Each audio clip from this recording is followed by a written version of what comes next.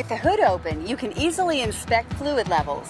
The Model 579 is designed so you can easily inspect the windshield washer fluid and power steering fluid.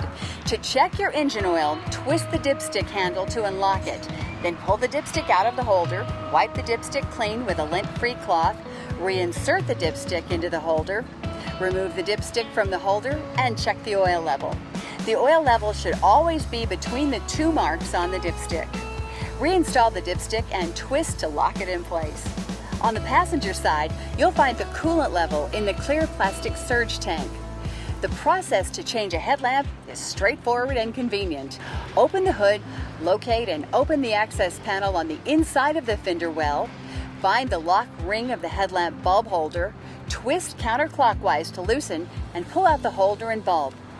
When replacing a bulb, be careful not to touch the glass of the replacement bulb, as it may cause premature bulb failure.